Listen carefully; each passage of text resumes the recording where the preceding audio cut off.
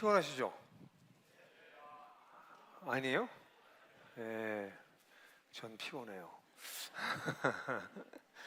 근데 여러분들하고 같이 오늘 저녁 또 한 번 더 말씀을 전하게 돼서 너무 좋고, 설문조사 하는 거 보니까 아직 설교를 듣지 않고서는 그 설문조사를 해야 돼서 좋았던 것 중에서 설교 뭐 이런 게 있는데, 이 평가가 불완전하다 저는 이렇게 지금 막 대충 해도 괜찮겠다, 이미 평가가 나왔기 때문에 그런 생각을 잠깐 그냥 속으로 웃으면서 했습니다.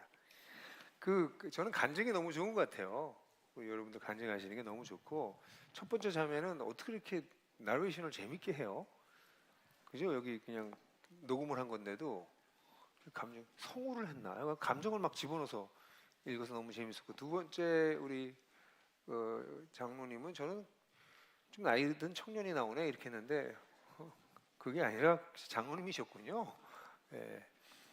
그래서 얘기 너무 좋았고, 또 마지막 자매님 얘기도 그래서 그렇게 자꾸 제소에 환청이 들리나, 약간 저랑 자꾸 대화를 하셨다고 그래가지고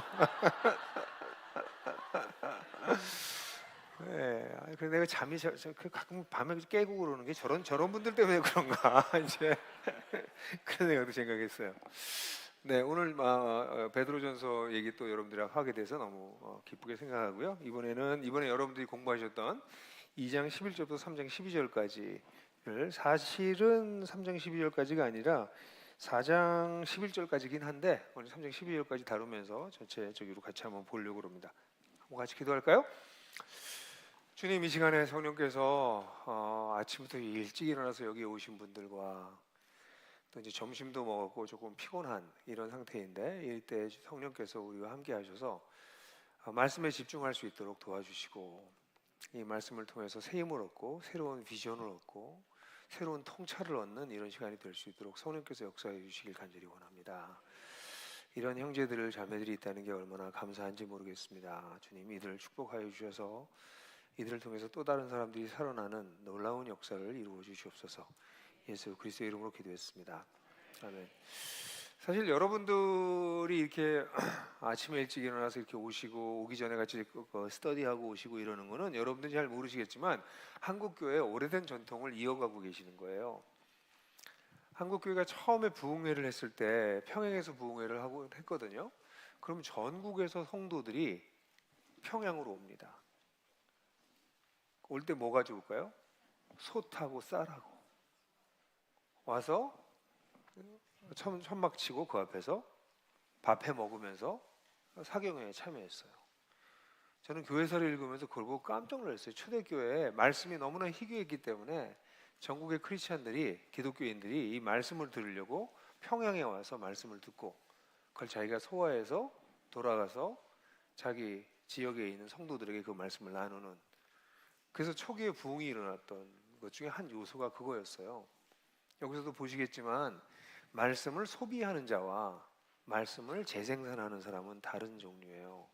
그러니까 여러분들 제가 너무 소중하게 생각하는 거는, 여러분들은 말씀을 컨슈밍하는 컨슈머가 아니라 리프로듀싱, 재생산하려고 하는 분들이기 때문에, 그래서 여러분들은 어떻게 보면 우리 참 이렇게 좀 대단해, 우리가 아주 대단하죠. 근데 사실 여러분들은 한국 교회의 오래된 전통을 이어가고 계신 분들입니다. 말씀을 공부하기 위해서 이렇게 오시고 너무 훌륭합니다. 또 오기 전에 공부하고, 그런 면에서는 우리 서로에게 꽤 괜찮은 사람이야 당신, 이렇게 쳐다보고 이렇게 한마디 해주실래요? 꽤 괜찮은 당신 우리.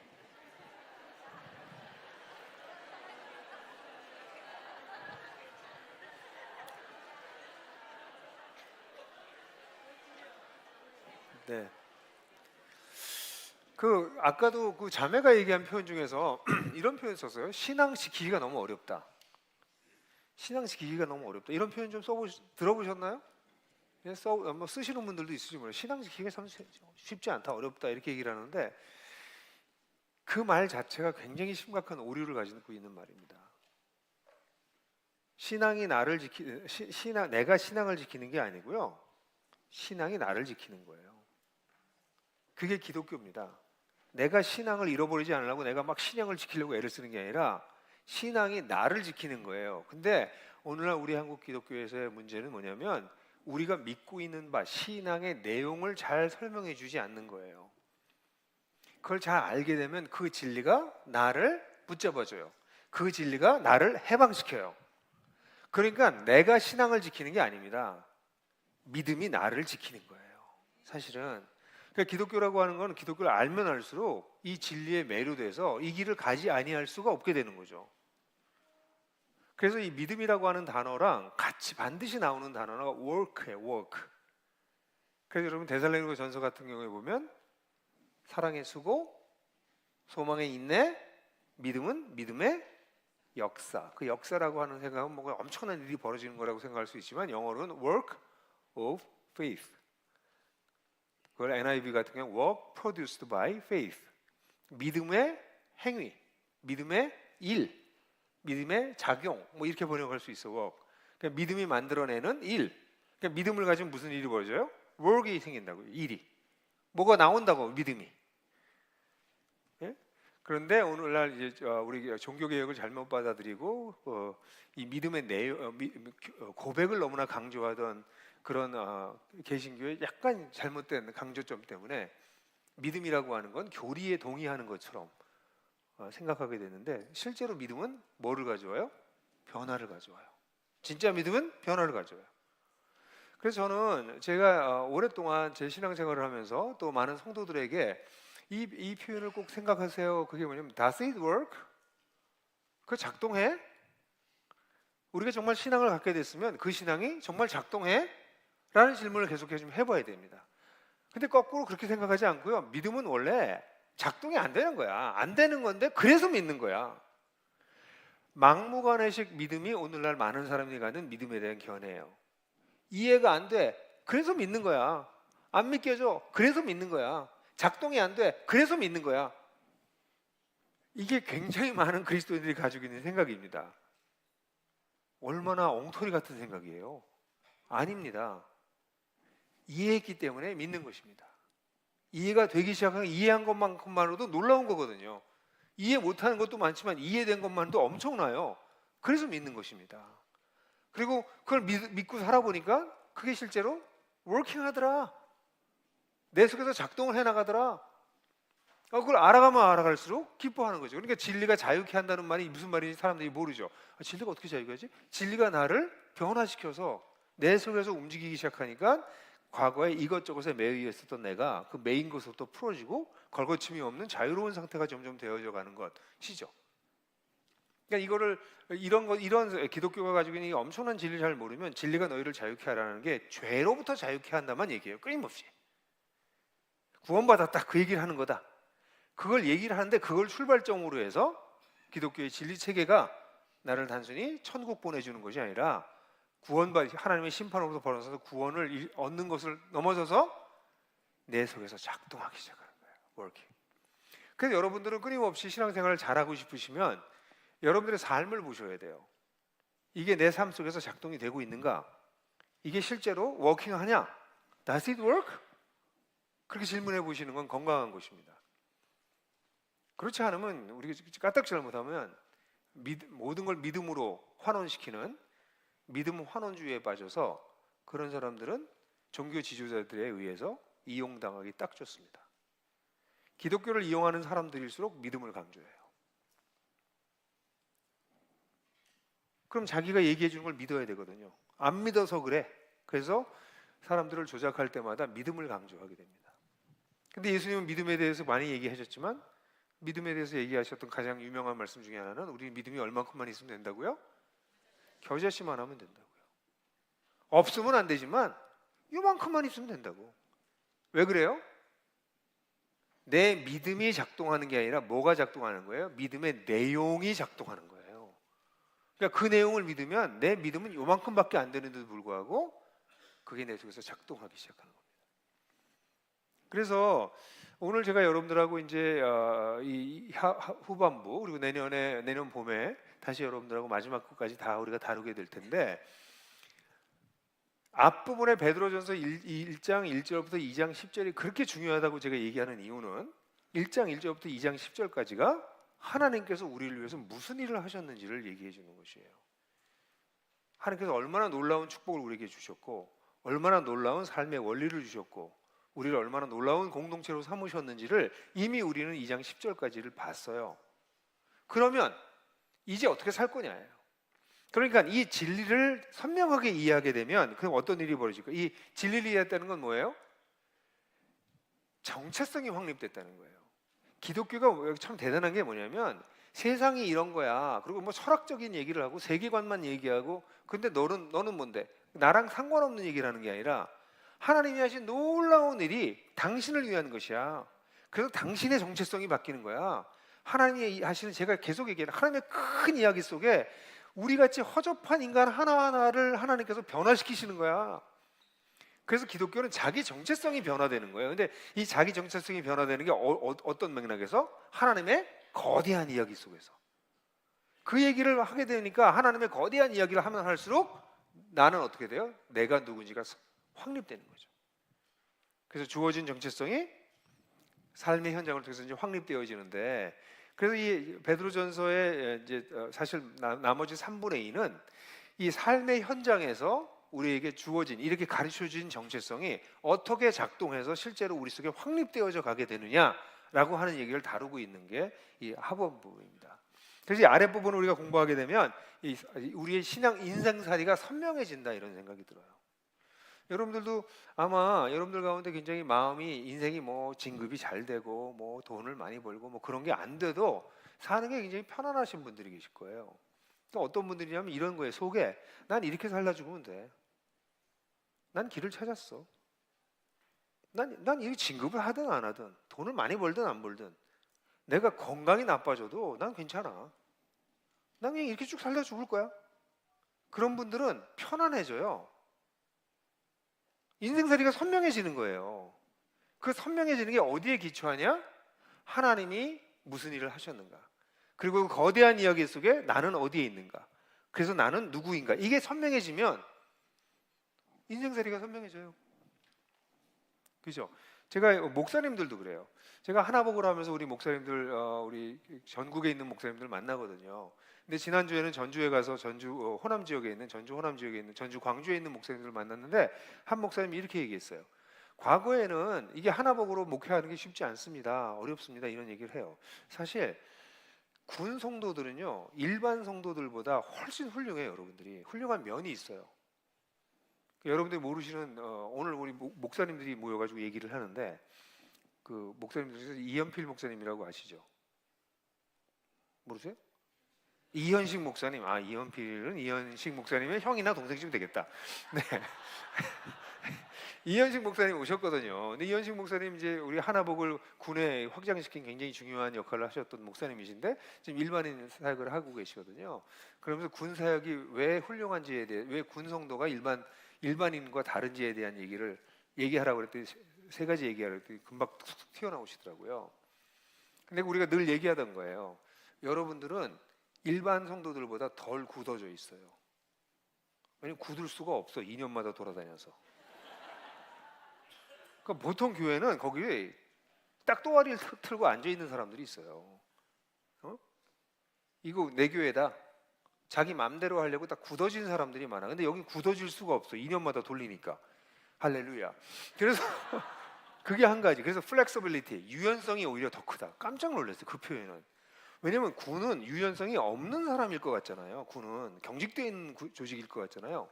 근데 오히려 군이 더 플렉서빌리티가 높다. 자기가 해보니까 그렇더라. 두 번째는 건 제가 늘 얘기하는 거지만 군은요 충성할 줄 알아요. 이따가도 나오지만 기본적으로 충성이 몸에 배어 있어요. 그래서 군인이 된 거잖아요. 근데 피스티스라고 하는 믿음이라고 하는 단어 속에는 로얄티라는 개념이 들어가 있어요. 충성이라는 개념이. 근데 오늘날 믿음이라는 단어가 입으로 고백하는 것만 믿음이라고 자꾸 얘기해서 믿음의 전인격적인 요소가 사라졌는데 믿음은 내가 이해해서 거기에 내가 전인격적으로 반응하고 거기에 충성하는 거예요. 근데 여러분들은 기본적으로 충성하는 게 몸에 배 있어. 근데 일반인들은 충성하는 걸 잘 못합니다. 그게 훈련이 안 돼 있어요.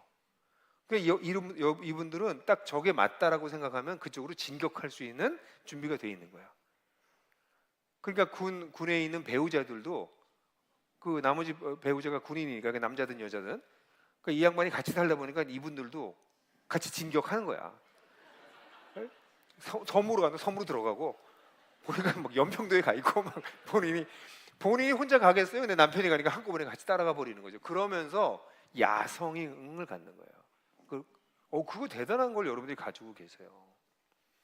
그래서 여러분들이 그런 면에서 또 하나 있습니다. 그리고 성도들 중에 굉장히 많은 성도들이 선교적 마인드를 가지고 있어요. 예. 선교사적 자세를 처음부터 가지고 계세요. 그런 성도가 많아요. 그러니까 이런 요소들이 군 교회를 일반 교회보다 오히려 굉장히 강력하게 만드는 요소가 있다는 거를, 그래서 군에선 선교가 안 되고 군에선 교회가 안 되고 뭐 그런 얘기들 많이 해왔는데 아니다. 군이 오히려 더 유리한 면이 있다. 아멘. 그러면서 우리가 군 성도인 걸 한번 박수를 한번 치고 가죠. 예? 자랑스러워해도 괜찮겠다. 예? 그래서 오히려 군이기 때문에 어렵다라고 얘기했던 요소들이 오히려 군을 건강하게 만든 면도 있다.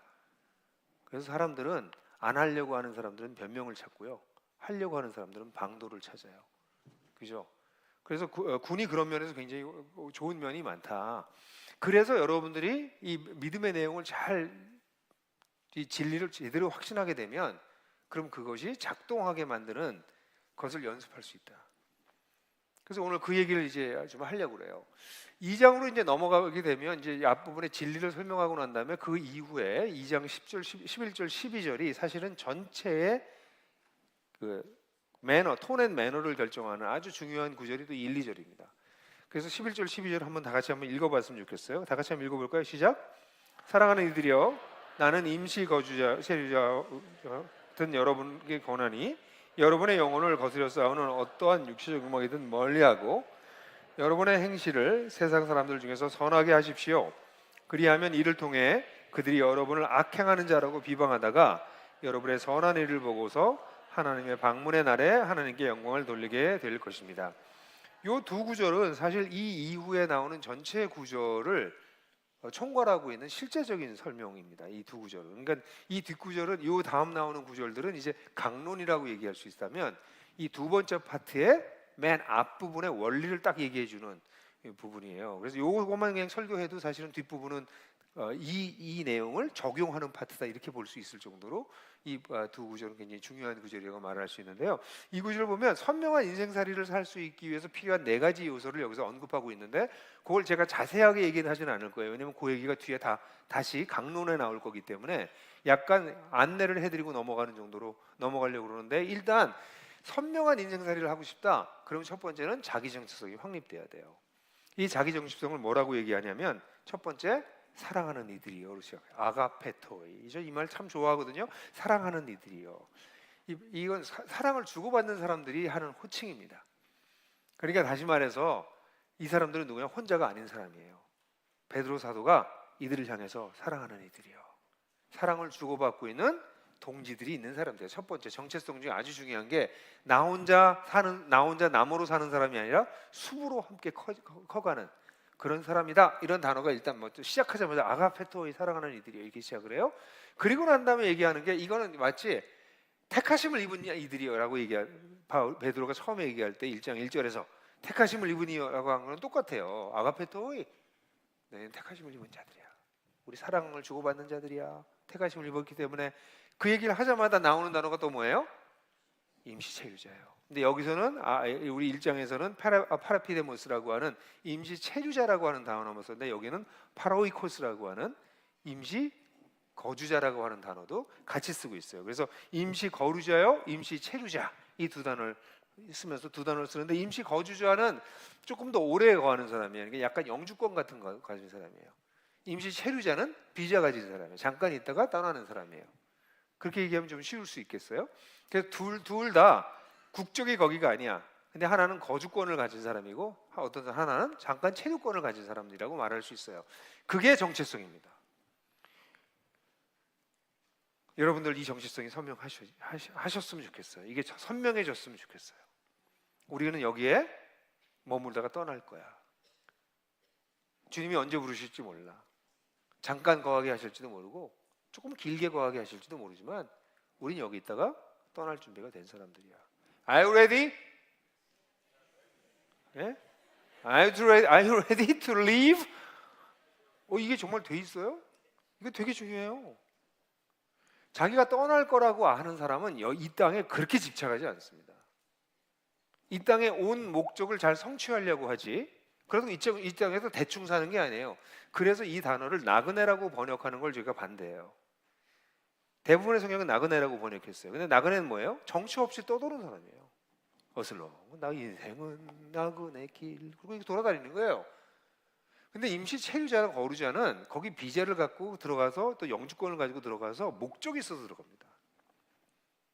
유학생은요 공부하러 간 사람이에요. 그죠? 그러면 F1 비자라고 미국 같은 경우에는 유학생 비자를 가지고 들어가잖아요. 그럼 공부를 해야 돼요. 목적이 있으니까. 여행 비자를 가지고 간 사람은요 가서 여행하러 간 거거든요. 그러면 5박 6일 여행할 거다. 그럼 5박 6일 동안 볼 거 다 계획하고 들어가서 가지. 거기서 뭐 딴짓하고 오늘은 피곤해, 오늘은 호텔 방 안에서 넷플릭스 보면서 놀래, 그러지 않아요.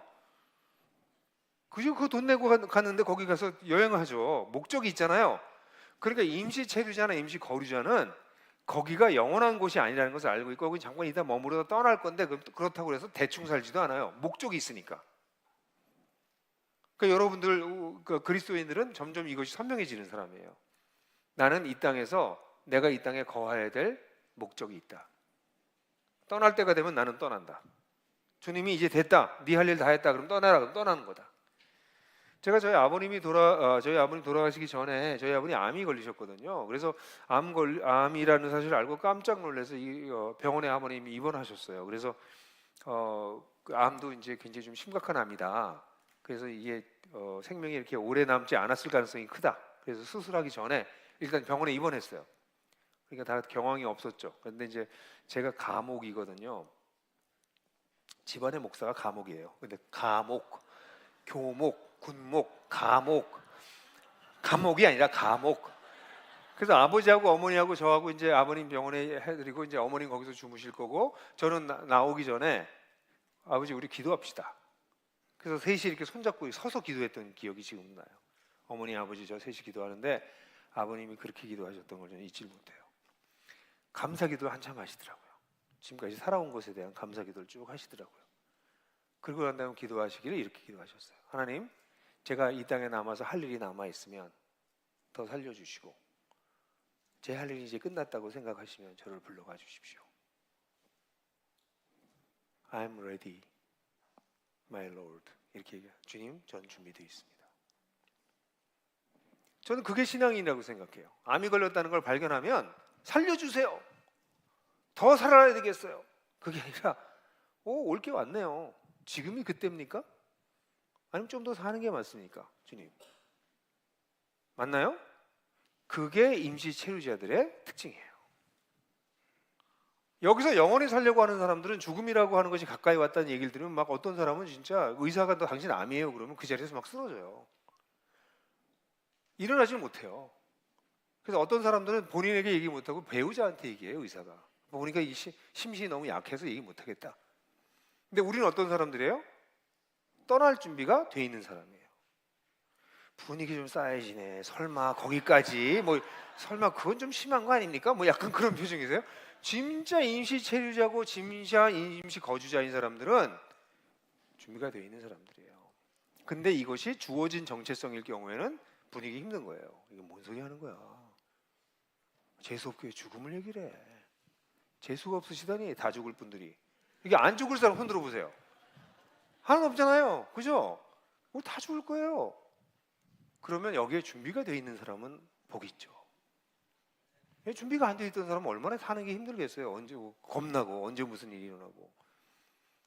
그래서 임시 체류자라고 하는 사람은 임시 체류자이면 임시 거류자라고 하는 사람은 이 땅에 살아가는 것에 대한 목적을 발견한 사람이고, 그래서 하나님이 주님께서 이제 그만해라 그러시면 Thank you Lord, 감사합니다 주님, 이제 쉬는 거예요 진짜? 영원한 안식으로 가는 겁니까 주님? 이제 주님 만나는 거예요?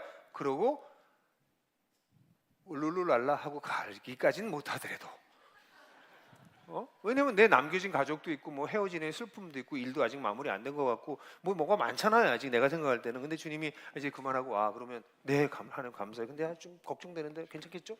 그냥 가요 주님, 뭐 이러고 가는 거예요. 그죠? 아멘 한번 하세요. 이게 강요된 믿음. 그래서 일단 이 선명한 인생살이를 하려면 자기 정체성이 선명해져야 돼요. 예? 그게 첫 번째입니다. 두 번째는 우리 인생살이에서 내면과 외면이 있다는 얘기를 이 본문에서도 얘기하고 이제 앞으로도 쭉 나와요. 이 본문을 보게 되면 여러분의 영혼을 거스려 싸우는 어떠한 육체적 육모이든지 멀리하고 이렇게 나와요. 다시 말해서 우리 인생은 바깥에 있는 세계만 있는 것이 아니라 우리의 진짜 싸움터는 어디에 있어요? 우리 내면에서 일어나요. 내면에서 일어나는 그 내면의 것이 영혼이라고 여기 나오는 것은 베드로전서에서 나오는 영혼은 영혼과 육체를 분리해서 영혼과 육체를 얘기하는 게 아니라 너희 영혼이라고 할 때 전인격을 얘기합니다. 나중에 베드로전서 3장 뒷부분에 가게 되면 8 영혼이 노아의 방주에 들어갔다 이렇게 표현됩니다. 그 영혼이라고 하는 단어는 전 인격을 표현하는 거지 몸에 반대되는 개념으로서 영혼을 표현하는 건 아니에요. 베드로전서에서는. 그러니까 여기서 너의 영혼이라고 하는 우리 전 인격을 전 존재를 위협하는 그걸 거스려 싸우는 육체적인 욕망. 여기서 육체적인 욕망이라고 하는 것은 sinful nature, 여기서 육체라고 하는 것은 그런 거예요. 하나님을 반대하는 하나님 없이 돌아가게 만드는 그러한 욕망을 뜻해요. 그러니까 우리 속에 늘 뭐가 움직이고 있어요? 자기중심성이 움직이고 있어요. 그래서 하나님을 따르지 못하도록 만드는 육체적 욕망이 우리한테 늘 스물스물 기어들어와요. 언제나 기어들어와요. 제가 이렇게 설교할 때도 마찬가지예요. 이때도 정신 안 차리고 있으면 딴짓하거든요. 제가 계속 들어와요. 계속 바로 옆에 붙어 있어요. 육체적 욕망이. 그래서 이 육체적 욕망이 우리의 존재 자체가 하나님의 사랑을 받았지만 이 땅의 임시 체류자로 살아가는 삶을 거스르게 만들어요. 그게 어디서 일어나요? 내면에서 일어나요. 그 내면이 있다는 걸 아시고 내면에서의 싸움이 바깥쪽의 싸움보다 더 중요하다는 사실을 아셔야 됩니다. 우리의 전쟁터는 우리 마음이에요. 그래서 잠언에도 말하기를 성을 지키는 사람보다 자기 마음을 지키는 자가 더 위대하다. 우리 마음을 지키는 게 성을 지키는 것보다 더 어렵습니다. 그래서 모든 싸움은 우리 마음에 내면에서 일어난다. 근데 이 내면에서 일어난 것이 그러면 전부이 아니다. 내면에서 일어난 것은 반드시 외면으로 나타나는데 12절에 보면 여러분의 여기 행실을 나와요. 바깥으로 나온다는 거예요. 근데 그 바깥으로 나오는 행실에 대해서는 오히려 오해를 받을 수도 있지만 그러나 이 행실을 선한 일을 계속 해나가라. 이렇게 얘기하고 있어요. 선한 일을 해나가라. 겉으로는 선한 열매로 나오는 거예요. 그러니까 크리스천 라이프에 아주 중요한 것이 이 선한 일입니다. Good work. 당신은 왜 삽니까? 구원받은 사람은 왜 삽니까? 그럼 우리 뭐라고 대답할 수 있냐면 세상 사람들을 위해서는 우리 선한 일을 하기 위해서 부르심을 받았어요. 그렇게 얘기해 주셔야 됩니다. 그러니까 이 예수 믿고선 죽으면 천당 간다고만 하는 기독교는 왜 살아야 되는지를 몰라요. 우리가 왜 살아요? 이 선한 일은 누가 시작하셨어요? 예수님이 갈릴리를 다니시면서 선한 일을 하시더라. 예수님이 하신 일을 계승하는 게 우리들이에요. 이 땅에서 우리는 선한 일을 하기 위해서 존재합니다. 에베소서 2장 9절에도 10절에도 우리는 그의 만드신 바니 오래전부터 선한 일을 위해서 하나님께서 예비하신 것으로 이 선한 일 가운데서 행하게 하려 하심이라. 예? 그러니까 이게 크리스천들이 이렇게 중요한 얘기를 놓치면 절대로 안 돼. 우리는 왜 살아? 선한 일을 하려고. 착하게. 그러니까 우리는 누굴 만나도 선을 행하려고 하는 거예요. 그게 우리의 삶이에요. 제 자랑인데 한번 그냥 지나가면서 얘기할게요. 우리 아들이 아주 오래전이에요. 근데 이게 제 몸에 배 있다는 얘기를 좀 해드리고 싶어서 그래요. 근데 여러분들 다 그럴 거라고 생각해서 제가 이런 얘기를 하는 거, 목사님 그렇게 낮은 수준의 간증도 아닌 얘기를 하세요. 뭔지 그러셔도 되는데 사람들은 생각 외로 자기가 처음 만나는 사람이나 자기보다 힘이 없는 사람을 하대해요. 그게 몸에 배 있습니다. 왜냐하면 내가 하대당하기 때문에 내가 하대당할 사람만 한기면 하대합니다. 근데 이제 제가 우리 아들하고 한번 핸드폰을 바꾸러 갔다 왔는데 우리 아들이 고등학교 1학년 때쯤 됐을 때예요. 근데 같이 핸드폰 바꾸고 이제 가는데 차에서 옆에 앉아가지고 아빠, 왜 사람들은 아빠를 좋아해? 이게 제 자랑하는 포인트예요. 왜 사람들은 아빠를 좋아해? 그래요. 그래서 왜? 그랬더니 아니 아까 그 핸드폰 사장이 아빠 되게 좋아하잖아. 그래서 우리 막 온갖 선물 다 줬잖아. 왜냐면 그래서 제가 얘기했어요. 아들 이름 얘기하면 안 돼. 이름을 얘기하면 우리 5,000원씩 우리가 내게 돼 있어요 집에서. 그래서 얘기할 뻔했다. 그래서 누구야?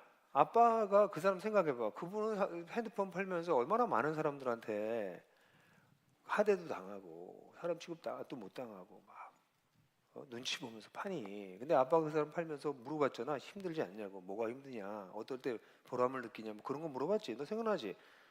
그런 거 물어보는 사람이 없거든 그 사람한테. 근데 아빠는 그 사람이 정말 소중한 사람이라고 생각해. 하나님은 모든 사람을 소중하게 생각해. 그래서 아빠가 그렇게 하는 거야. 그럼 그런 게 그 사람은 또 그러니까 너무 좋아서 우리 봐 지금 막 온갖 액세서리 다 줬잖아 지금. 그 제가 음식점에 가면 뭘 많이 줘요 사람들이. 왜냐하면 제가 그걸 노린 건 절대 아니에요. 근데 그분들을 소중하게 대하거든요. 소중하잖아요. 제가 이번에 전주에 갔는데 저 전주에 갈 때는 산속에 들어가서 묵어요. 그 전주 사역을 할 때는 그 매달 요때 즈음에 가요. 지난주에도 산에 가서 산에 나무에 트리 하우스가 있어가지고 거기 묵어요. 그러니까 제가 집차를 가지고 가기 때문에 가서 올라가서 뭐 했는데 얘기가 긴데 어쨌든 어느 날 하루 아주 위험하게 그 밤에 비가 엄청 오는데 그 차를 겨우 해서 또락에 빠질 뻔했는데 안 빠지고 해서 잘 가서 세워놨어요. 근데 아침에 일어나 보니까 펑크가 났어 앞에. 그것도 비탈길에 산속에. 이거 어떻게? 이거 타이어를 바꾸기도 힘들고 그래가지고 뭐 이렇게 했는데 어쨌든 간에 그 어떤 레카가 하여간 참 얘가 긴데 짧게 썼던 그분이 어떻게 왔어요.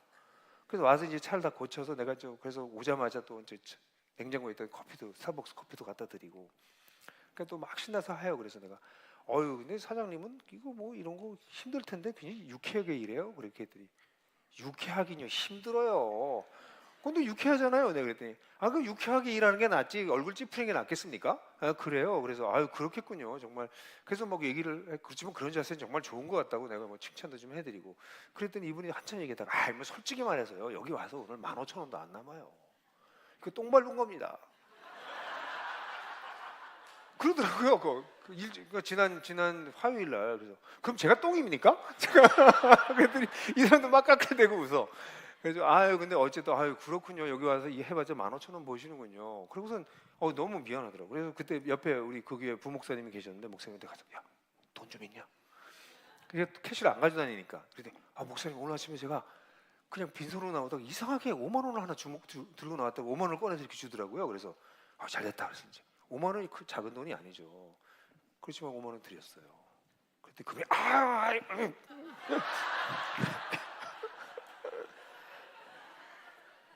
여러분 거기 산까지 올라와서 수고하면 5만 원 안 드려도 되죠. 보험회사에서 다 줘요. 그거를. 근데 선한 일이라는 건 이런 거예요. 이런 거에서 시작하는 거예요. 선한 일은. 예? 그 사람이 힘내잖아요. 격려받잖아. 사는 게 퍽퍽하고 똥 밟은 인생이 너무 많고 하루 살아야 똥만 밟고 다니는 것 같고 근데 그렇지 않다 사는 거는. 그래서 우리가 할 수 있는 한도로 착한 일을 자꾸 하는 거예요. 그러다 보면 이게 나중에 이런 개인을 돕는 거에서 어디까지 가요? 우리 조직을 바꾸고 더 나아가서는 세상을 바꿀 수 있는 통찰과 지혜와 힘도 생기게 되는 거예요. 이게 한꺼번에 오는 게 아니라 일상에서 이렇게 선한 일을 도모하고 살 때 일어나는 거예요. 그러니까 이 선한 일이라고 하는 주제는 좀 이따가 나올 때 제가 생략할 거긴 한데 이 주제가 계속 반복돼요. 이제. 예? 그러니까 우리가 선명한 인생을 살기 위해서는 우리의 내면과 외면이 있는데 내면에서는 육체적인 욕망과 싸우고요. 외면으로는요 선한 일을 시도하는 거예요. 끊임없이.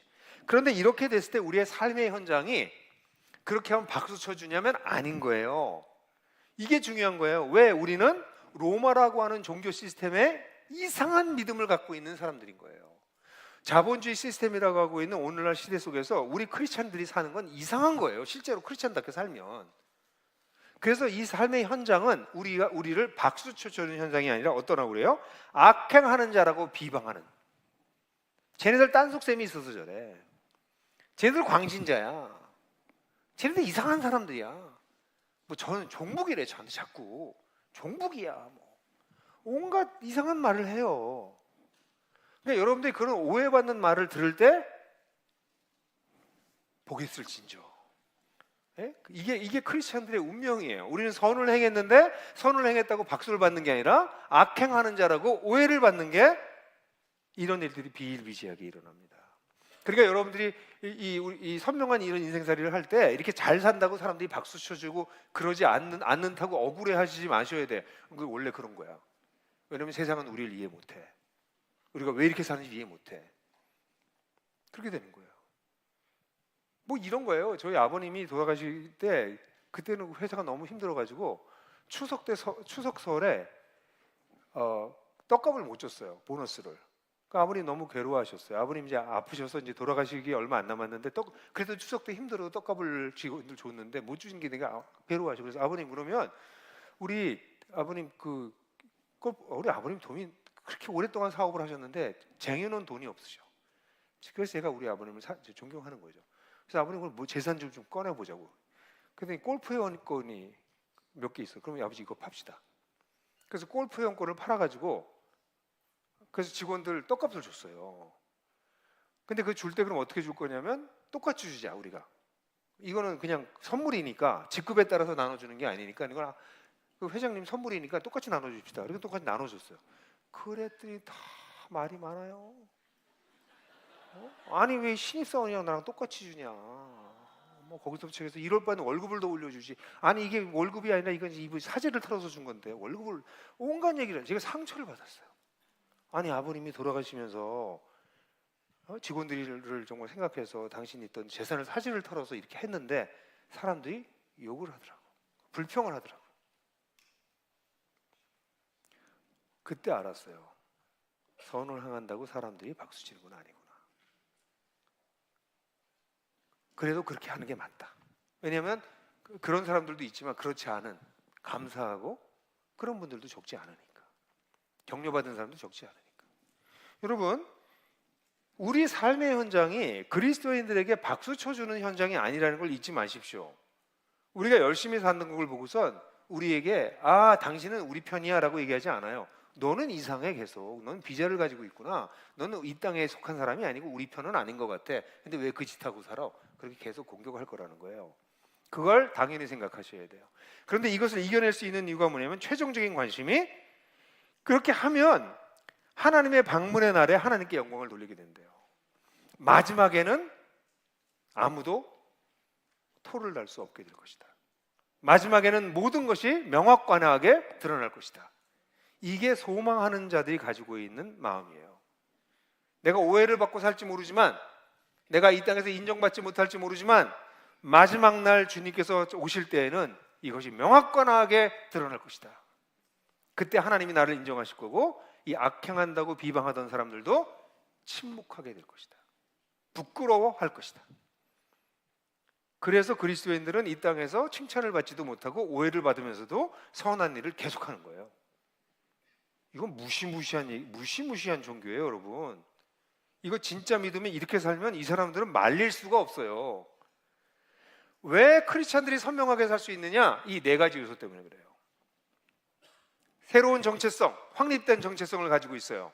그리고 그들은 내면의 세계와 외면의 세계가 있고 내면과 외면 각각의 싸움이 있다는 것도 알고 있어요. 그리고 이것이 결코 쉬운 현장이 아니라 오히려 욕을 먹을 수 있는, 오해받을 수 있는 현장이라는 것도 알아요. 그럼에도 불구하고 이렇게 살아가는 것은 우리는 마지막 날을 알고 있어서 그래요. 이게 베드로전서의 중요한 주제예요. 지금부터 쭉 흘러가는 주제예요. 그러면 지금부터 이걸 본문을 다 읽을 수 있을지 모르겠어요. 2장 14절부터 4장 11절까지입니다. 오늘 3장 12절까지만 볼 건데요. 그 앞부분을 좀 우리가 보려고 그러는데 선명한 인생살이의 원리가 있어요. 근데 여러분 다 성경 공부를 했으니까 제가 본문을 읽지 않고 그냥 넘어가도 괜찮겠죠? 자신 있게 나오는 거 선행학습을 한 힘입니다. 네, 좋아요. 그러면 이걸 보게 되면 일단 이 구조를 좀 아셔야 되는데 베드로전서의 구성을 보면 1장 1절부터 2장 10절까지가 지금 얘기했던 것처럼 아까 우리가 오전에 다뤘던 것처럼 하나님께서 하신 놀라운 일들을 설명하고 있다면 아가페토이 사랑하는 이들이여 라고 2장 11절부터 4장 11절까지는 세상 속에서 어떻게 그리스도인이 살 것인가를 얘기해 주고 있어요. 세상 속에서 어떻게 살 것인가. 그리고 4장 12절에 아가페토이가 또 한 번 나와요. 사랑하는 이들이여 라는 말이 또 한 번 나오는데 4장 12절부터 5장 14절까지는 고난을 받으면서도 어떻게 공동체로 이 세상을 살아낼 것인가를 마지막을 얘기해 줍니다. 그러니까 사실은 이게 학자들마다 이 베드로전서의 문단 나누는 것에 대해서 약간의 토론이 있어요. 이게 선명하지 않고 약간 복잡하다고 느껴져서 그런데 저는 이렇게 나누는 것이 맞다고 봐서 이렇게 나눴는데요. 그래서 이 베드로전서를 보게 되면 맨 앞에 진리를 설명해주고 그 다음에 그 진리를 살아내는 삶의 현장에서의 강론을 다뤄주고 그리고 마지막에 그 삶을 끝까지 살아낼 수 있게 만드는 공동체 얘기를 함으로써 이 세 덩어리로 나눠져 있어요. 지금 우리는 이제 중간 덩어리를 다룰 거고요. 근데 그걸 하려면 4장 11절까지 가야 되지만 여러분은 3장 12절까지만 공부하셨기 때문에 거기를 중심으로 얘기해도 충분할 거라고 보여집니다. 그럼 첫 번째, 이 본문을 보시면 2장 13절부터 17절까지는 어디 얘기를 하고 있죠? 처음에, 이것도 충격이긴 하지만 이따가 얘기할 거예요. 근데 처음에 얘기 나오는 게 그 당시 황제가 다스리는 세상 속에서 이 정치 구조 속에서 어떻게 살 것인가에 대한 얘기를 해요. 이건 굉장히 놀라운 얘기예요. 왜냐하면 이 본문이 나온 거를 금방 이해할 수 있는 게 이 전에 뭐 얘기했죠? 건축가들이 만드는 집과 하나님이 세우는 집을 얘기했잖아요. 그 건축가들이 만들고 있는 집이 뭐예요? 그 로마 황제와 총독들과 그 기득권 세력들이 그 당시 사회를 이끌어가고 있는 자들이 만들고 있는 사회거든요. 그 사회에서 어떻게 살 것인가를 얘기해 주는 게 맨 처음 나와요. 그죠? 그게 첫 번째 나옵니다. 그 다음에 두 번째, 2장 18절서부터 2장 끝에까지 20절까지는 뭐예요? 하인 여러분, 이렇게 얘기를 합니다. 여기 하인. 여기 하인은 노예뿐만 아니라 노예를 슬레이브를 뜻하지 않고 서번트를 다루기 때문에 집에서 일하는 시민권을 가지지 못한 로마 시민이 되지 못해서 그냥 육체 노동을 하고 있는 사람들을 뜻해요. 여기에는 일부 노예도 들어갈 수 있지만 아주 하층 계층을 얘기를 합니다. 그래서 주인에게 고용돼서 일하고 있는 사람들을 뜻합니다. 그러니까 이게 그 당시에 일반적 노동자들이었어요. 일반 노동자들. 그러니까 로마 시대는 로마에는 귀족이 있고 그다음에 평민이 있고 근데 그 밑에 사람들이 있었는데 그 밑에 사람들이 이 사회를 돌리게 하는 노동자 계급이에요. 이게 하인들, 노예들입니다. 이 사람들을 얘기를 하는 거예요. 예? 그들이 어떻게 해야 되는가? 이거는 오늘날에 정확하게 맞지 않지만 일반인들의 직장 생활과 관련되어 있습니다. 노동하며 살아가는 사람들, 그들에게 얘기를 해요. 그 다음에는 3장 1절부터 6절까지는 가정의 아내들에게 얘기합니다. 그리고 7절은 남편들에게 얘기해요. 그러니까 3장 1절부터 7절까지는 가정 생활을 얘기를 해주는 것이죠. 그죠? 그리고 난 다음에 우리가 8절서부터 12절 또는 8절부터 전부터 끝까지 다 다룰 수 있는데요. 이 8장부터 끝에까지는 사회생활을 다뤄요. 사회에서 이렇게 너희가 사는데 사회생활에서 어떻게 살아라, 이런 얘기가 그 다음에 쫙 나오는 거예요. 자, 그리고 이제 4장 1절부터 11절까지는 그 뒤에 또 나오지만 그 얘기 그냥 제가 빼고 넘어가겠어요. 근데 여러분 여기까지만 한번 살펴보세요. 4장 1절부터 11절까지는 우리 제 책을 나중에 나온 책을 보시면 이제 이번 내년에 오실 때 공부하고 오시겠지만 시장에서 세상 세속적인 시장에서 어떻게 살 거냐를 다루고 있습니다. 근데 오늘은 제가 거기까지는 하지는 않겠어요. 여러분들 예습을 안 하셨기 때문에 그 전까지만 다루긴 하겠지만, 그럼 잘 보세요. 안 재밌나? 이게 재밌지 않아요? 이게 보세요. 진리를 딱 얘기하고 그다음 그 진리의 중요한 원리를 얘기를 해요. 그리고 난 다음에 베드로는 뭐 얘기해요? 우리가 살고 있는 사회, 직장, 가정, 사회생활, 시장, 세속사회, 이걸 쫙 닫아두는 거예요. 이게 뭘 얘기하는 거라고 생각하세요? 여러분들 사도 베드로가 얘기하고 있는 이게 너희들이야. 너희가 이렇게 거듭났고 이렇게 놀라운 선물을 받았고 이렇게 놀랍게 공동체로 지어지고 있는 게 너희들에게 주어진 정체성이야 라고 설명을 했어요. 근데 이 주어진 정체성이 확립되는 곳이 어디냐면 바로 그들이 살고 있는 바로 이곳이에요. 그들이 살고 있는 사회, 가정, 직장, 시장, 사회, 거기서 이것이 확정되는 거예요.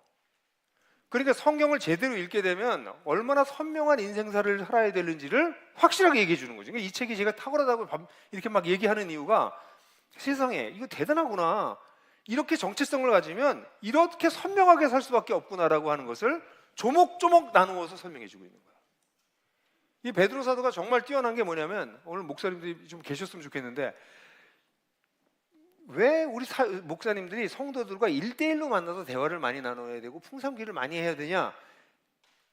이런 걸 뭐 알 수가 없어요. 베드로 사도가 이걸 알 수 있었던 이유는 베드로 사도가 사람들을 모아놓고 설교하는 사람이 아니라 한 사람 한 사람 붙들고 씨름했기 때문에 로마 시민으로 사는 것이 얼마나 힘든 일이고 아내로 사는 게 얼마나 어려운 일이고 남편도 만만치 않고 하인으로 사는 게 얼마나 어렵고 그걸 다 아는 거예요. 그리고 이런 걸 쓰는 걸 보면 저는 여러분 그냥 읽을지 모르지만 야, 이 사람은 뭐냐 도대체? 인생살이를 너무나 잘 알고 있구나. 세상살이를 그 현장을 너무나 잘 알고 있구나. 이 사람 진짜 목사네. 진짜 목자네. 이런 생각이 드는 거예요. 기독교는요, 개념을 가지고 얘기하는 종교가 아니에요. 하나님이 하신 놀라운 신학적인 이것들을 설명해 주고 난 다음에 그 실제성을 가지고 얘기하는 거죠. 그러니까 우리의 이 선명한 신앙생활을 하기 위해서는 뭐 해야 돼요? 교회에서 얼마나 활동을 많이 하느냐가 그렇게 중요하지 않아요. 교회에서는 주어진 정체성을 배우는 곳이에요. 이거를 살아내는 삶의 현장에서 어떻게 살아내느냐가 내 인생이 선명하게 될 거냐 말 거냐가 결정되는 거지.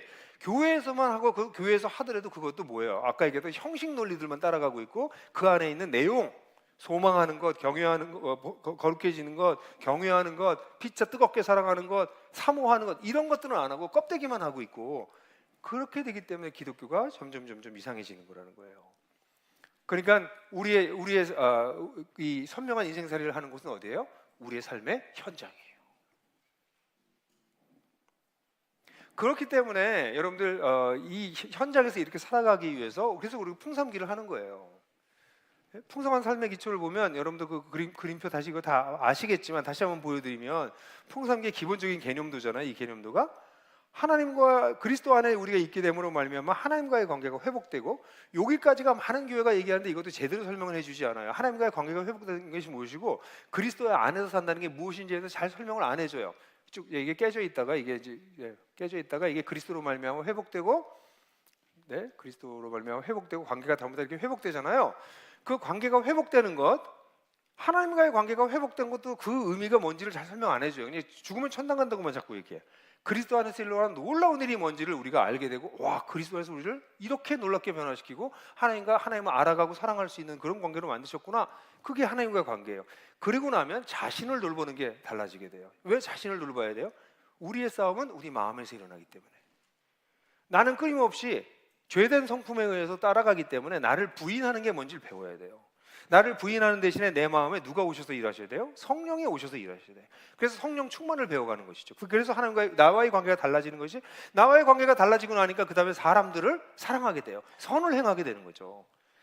가까운 사람들에게 사랑을 하는 섬기는 것이 무엇이고 사랑이 무엇인지를 배워나가기 시작하는 거죠. 그리고 세상에 들어가서는 세상에 이 하나님 나라의 놀라운 복음을 알려주고 그리고 세상을 하나님과 함께 경영하는. 그래서 그 네 가지 개념을 쭉 쓰면 쫙쫙쫙쫙 나올 거예요. 하나님과의 관계에서는 그래서 이 그리스도의 장성한 분량까지 쭉 성장하는데 하나님과의 관계에서는 사랑하기와 알아가기와 사랑하기. 나와의 관계에서는 자기 부인과 성령 충만. 그리고 교회와의 관계는 섬김의 형제 사랑과 섬김에도 그 세상과의 관계에서는 복음 전도와 세상 경영. 이게 기본적인 개념이잖아요. 이 개념이 왜 이렇게 나왔냐면 우리의 신앙생활의 현장은 나의 삶의 터전이기 때문에 교회가 아니라 교회에서 어떻게 생활하느냐를 자꾸 가르치면 안 돼요. 우리는 어디서 생활해야 돼요? 우리 삶터에서 해야 돼요. 그게 진짜예요. 그래서 베드로 사도가 이렇게 균형 있는 성장을 하는 곳이 어딘지를 우리 본문에서 얘기하고 있는 거죠. 자, 그러면 이 본문을 보게 되면 이 본문을 각각은 여러분들이 공부하셨는데 이번에 이걸 통으로 공부할 거예요. 같이. 그 공부를 하게 되면 전부 다 선을 행하는 것에 관심이 있다는 것을 보게 됩니다. 여러분 성경 구절을 잘 보시면 처음에 제도를 얘기하면서 14절에 보면 선을 행하는 사람들, 이게 이 인간이 만든 모든 것을 주님을 위해 순복하되 최고고인인 황제나 악을 행하는 사람을 벌을 주고 선을 행하는 사람에게 상을 주려고 그에게 파견된 총독들에게. 그래서 여기 보면 선을 행하는 이 원래 사회 제도의 목적이 뭔지를 여기서 얘기해 주고 있어요. 사회 제도는 권선징악이에요. 선을 권하고 악을 제어하기 위해서 사회 제도가 만들어지는 것이다. 왜요? 네? 네, 여기 색깔이 나오는 게 초록색이 그런 색깔이죠. 그래서 선을 행하게 하는 것. 그러니까 사회가 왜 존재하냐? 이걸 놔두면 그냥 놔두면 어떻게 돼요? 무정부 상태가 돼요. 무정부 상태가 되면 악이 마구 돌아다녀요. 지금 캄보디아에서 일어나고 있는 걸 보면 끔찍하지 않아요? 정부가 제 역할을 하지 않으니까 갱단이 아직 들어와서 비즈니스를 그냥 재벌급으로 하고 있어. 그건 뭐예요? 악을 사회가 막 퍼뜨리고 있는 거예요. 그러면 안 된다는 거예요. 정부나 제도가 존재하는 이유는 뭐냐면 선을 권장하고 악을 억압하기 위한 거라는 거예요. 그러니까 우리가 사회 속에서 우리가 어떤 삶을 살려고 할 때 우리가 관심 있는 것은 뭐냐면 우리 사회의 제도가 선을 행하는 것을 돕느냐 아니면 악을 방조하거나 이거를 발전시키려고 하느냐를 우리가 봐야 된다는 거예요. 크리스찬들이. 무슨 얘기인지 아세요? 교회 와서는 세상 얘기하지 마세요라고 얘기하는 분들은 여기서부터 깨지기 시작하는 거예요. 베드로 사도가 하나님께서 하신 놀라운 일을 얘기하고 난 다음에 제일 먼저 얘기하는 게 사회제도예요. 예? 그렇죠? 사회제도를 제일 먼저 얘기해요. 그럼 사회가 뭐 어떻게 돼야 돼? 선을 행하고 악을 제어해야 돼요. 이게 기본 원리예요. 그 다음에 여기서부터 복잡하게 얘기를 더 많이 해나가야 되지만 오늘 그런 얘기를 여기서 다 할 건 아니에요. 그리고 또 이 사회 얘기라면 정치로 넘어가게 되면 그 다음부터는 우리는 다 불편해져. 왜냐면 이런 문제를 다룰 수 있는 역량이 없어요, 교회가. 전 여기서 하고 싶은 얘기가 굉장히 많아요. 근데 하면 안 돼. 왜냐면 준비가 안 된 사람들이 상처받고 오해하고 넘어지기 때문에. 수준이 이런 얘기를 할 수 있는 수준이 아니에요, 지금 우리 한국 교회가. 근데 여러분들은 그런 수준이 됐다고 생각하지만 근데 내가 여러분들하고 좀 얘기를 더 해봐야 돼. 그래서 이런 얘기도 더 할 수 있는지 마는지 내가 알아야지. 잘못했다가 다음번에 저 이제 오지 말라고. 아니, 뭐 오지 말라면 제가 안 올 수도 있어요. 뭐 제가 이렇게 목매고 있지는 않아요. 근데 난 여러분이 너무 좋아서 계속 같이 여러분들하고 놀았으면 좋겠어요. 근데 그렇기 때문에 여기 중요한 게 뭐냐면 선과 악을 분별할 수 있는 지혜가 있어야 돼요. 그리스도인들은 이데올로기로 세상을 보는 사람들이 아니에요. 어떤 이념도 그리스도보다 위로 올라가지 않아요. 하나님보다 위로 올라가는 건 다 우상이에요. 예? 하나님의 이름을 팔면서 무슨 딴 얘기하는 것도 다 위험해요. 하나님이 최고의 final authority예요. 마지막 권위예요. 그래서 이 하나님의 관점으로 선과 악을 볼 수 있어야 돼요. 이게 기본적인 룰이에요. 그래서 세상살이를 할 때 어떻게 해야 된다고요? 무엇이 선이고 무엇이 악한 건지를 볼 줄 알아야 됩니다. 그래서 로마서와 베드로전서와 계시록에 사회의 권력에, 세상의 권력에, 특별히 로마 제국에 대해서 얘기하는 게 가장 핍박이 거의 없었던 로마서 13장 14장은 로마에도 굉장히 긍정적으로 얘기합니다. 근데 핍박이 막 들어오기 시작한 이 본문에서는 굉장히 이것을 긴장감을 가지고 이 본문을 얘기를 해요. 계시록에 가면 짐승이라고 합니다. 계시록에서는 공격적인 핍박이 시작됐기 때문에. 그래서 이 세상에 대해서 얘기하는 것도 로마서랑 베드로전서와 계시록이 달라요. 왜냐면 그때 쓰여진 시점이 우호적일 때였고 여기서는 핍박이 시작됐을 때고 계시록은 아주 핍박이 강화되고 있었을 때였기 때문에 세상에 대해서 얘기하는 각도가 달라집니다. 근데 어쨌든 그런 얘기를 여기서 다 할 수는 없을 것 같아요. 그래서 일단 중요한 건 사회생활에서도 선을 행하는 것이 굉장히 중요해요. 그 다음에 하인들의 경우에 하인들이 어떻게 살아야 되느냐라는 얘기를 할 때도 여러분을 보시면 그러나 선을 행하고 고난을 받으며 참는다면 하나님 앞에서 은혜입니다. 그러니까 하인들에게도 뭘 요구하고 있냐면 선을 행하라. 선을 행하다가 고난을 받더라도 선을 행하는 것이 그것이 하나님의 뜻이다 라는 것이 여러분들 보시죠. 20절에 보면 죄를 짓고 매를 맞으면 참으로 그것이 무슨 칭찬이 있겠습니까? 그러나 선을 행하고 고난을 받으면서 참는다면 그것은 하나님 앞에서 은혜입니다. 여기도 선 얘기가 나오죠. 그러니까 하인들도 선을 행하라는 거예요. 근데 직장 생활을 하면서 어떻게 돼요? 직장 생활을 하면서 자기가 잘못하고선 고난 받는다고 그러면 곤란하다는 거예요. 잘못하고 매를 맞는다면 여기서 우리 직장에서 매는 안 맞잖아요. 예? 2000년이 지났으니까 고대 사회는 아니에요. 옛날에 요즘 어떻게 매는 안 때려요. 뭐예요? 감봉, 부서 이동, 그죠? 승진 안 되고 승진 누락 이런 게 직장에서 받는 거죠. 근데 그 왜 그러냐 봤더니 아니 일을 똑바로 안 해. 열심히 안 해.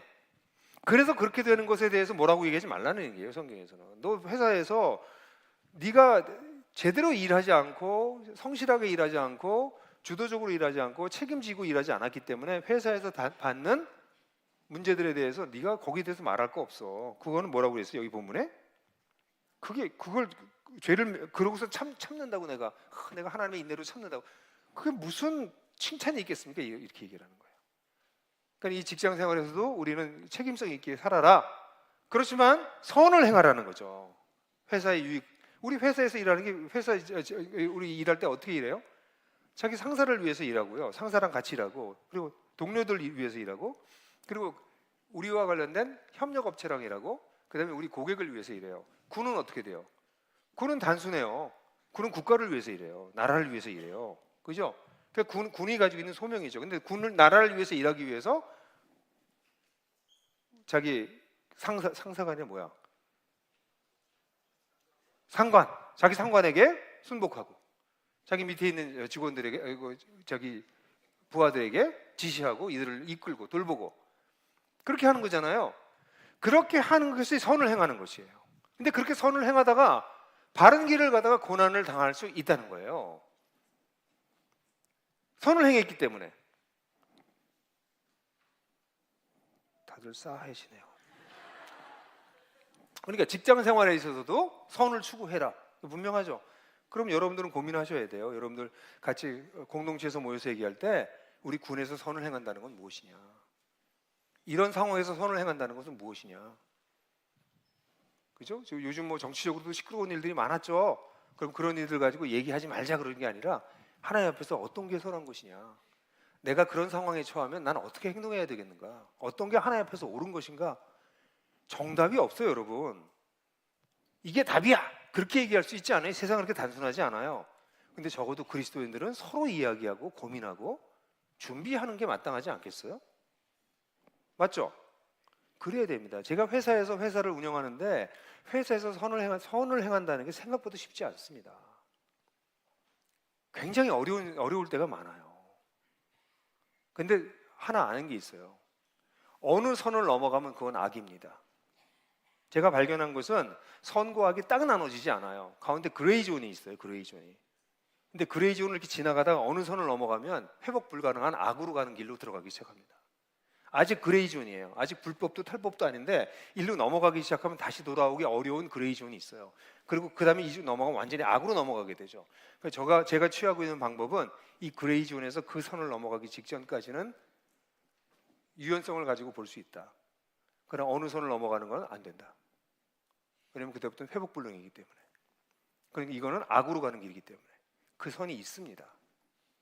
그래서 저랑 같이 제자 훈련하는 우리 젊은 그리스도인들 직장인들에게 그 얘기를 합니다. 선을 만들어라. 그 선을 넘어가는 것은 악으로 가는 길이고 돌이킬 수 없는 선이 분명히 있다. 그 선을 만들고 그 선을 넘어가지 않도록 해라. 왜냐하면 우리는 선을 위해서 부르심을 받았지 악을 만들어내라고 부르심을 받은 존재가 아니기 때문이에요. 그래서 그런 것들을 자꾸 여러분들 얘기를 하셔야 돼. 선을 행한다는 게 뭐냐? 이 상황에서 군에서 선을 행한다는 게 뭐냐? 고민하셔야 돼요. 그게 신앙생활이라고.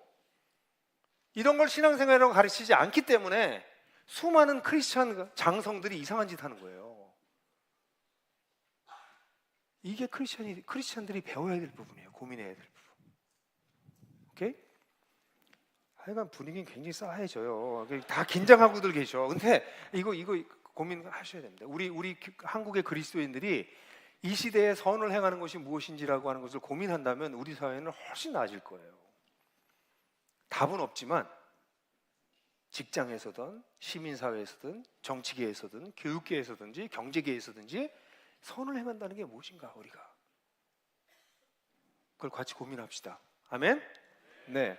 그리고 난 다음에 가정에 대해서 얘기할 때도 보면 가정에 대해서도 얘기할 때 다 설명을 안 하더라도 6절을 보면 사라가 아브라함을 주인이라고 부르며 순복하였던 같이 여러분도 선을 행하고 여기도 선을 행하고 또 나와요.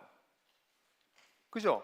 여성들이 사라와 같이 아브라함을 주라고 부르면서 그 앞에 나와 있던 성경 구절을 다 아시니까 마음에 숨겨 있는 사람을 잘 온유하고 고요한 심령으로 썩지 않는 걸로 잘 단장하면 외적으로 하지 않고 내면을 잘 단정하면 그리고 남편에게 순복해야 하는데 그러면 여러분들도 선을 행하게 되고 그 어떤 위협도 두려워하지 않게 된다. 이런 얘기를 해요. 선을 행한다. 여기도 또 나와요. 선을 행하는 게.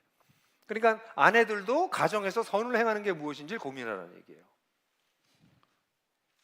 가정에서 하나님 앞에 선이 뭐냐? 여기서 나오진 않았지만 아이들도 마찬가지. 아이한테 선을 행하는 게 뭔지를 고민하셔야 돼요. 아이한테 애가 원하는 걸 다 해주는 게 선을 행하는 게 아니에요. 하나님 앞에서 선한 게 뭐냐? 아이한테 그걸 분별하지 않고 자본주의가 얘기하는 선한 걸 해준다. 그럼 애 망가뜨리는 거예요. 실제로 성경의 방법만이 가장 옳은 방법입니다. 제가 볼 때 이건 너무 맞아요. 근데 세상의 방법으로 하면 망가집니다. 그러니까 선을 행한다는 게 뭐냐? 아내들이 생각해야 되는 거죠. 그 다음에 여기 7절에 보면 이와 같이 남편들도 이렇게 나오거든요. 그래서 사실은 남편들은 7절에 한 절만 얘기한다고 그러지만 그렇지 않고 이와 같이가 붙었기 때문에 남편들에게는 7절을 얘기한 거예요. 사실은 앞에 여성들에게 아내들에게 말했던 그 원리를 그대로 따라오면서 너희는 한 가지 더 생각해. 7절이 붙은 거예요. 그러니까 남편들도 마찬가지로 가정에서 선을 행하는 게 무엇인지를 고민해야 됩니다. 무엇이 선인가? 근데 이럴 때마다 늘 고민해야 되는 게 뭐예요? 내 내면에서 속여요. 자기를 위해서 자기 욕망이 움직인다고요. 내 영혼을 거스려 싸우는 육체적인 욕망과 싸워야 돼. 그러니까 아내고 남편이고 선을 얘기할 때는 자기중심적으로 선을 해석하려고 들어요. 이것만이 아니죠. 직장에서도 그렇죠. 사회에서도 그렇죠. 전부 다 자기중심으로 선을 해석하려고 그래요. 그거랑 싸우란 얘기예요. 내면에서. 그러니까 여기서도 선에 대한 얘기가 나오죠. 그죠? 그 다음에 그 다음에 또 다시 보게 되면 세상에서 살 때, 세상에서 사회생활을 할 때 11절에 보면 악으로부터 떠나고 선을 행하십시오. 또 13절에 보면 여러분이 열심히 선을 행하면 여러분을 누가 해치겠습니까? 이런 표현들이 나오는데 여기 선을 행한다는 표현들이 반복적으로 나오는 걸 여러분 보시게 될 거예요. 그러니까 사회생활에서 우리가 해야 될 아주 중요한 것이 뭐예요? 선을 만들어내는 거예요.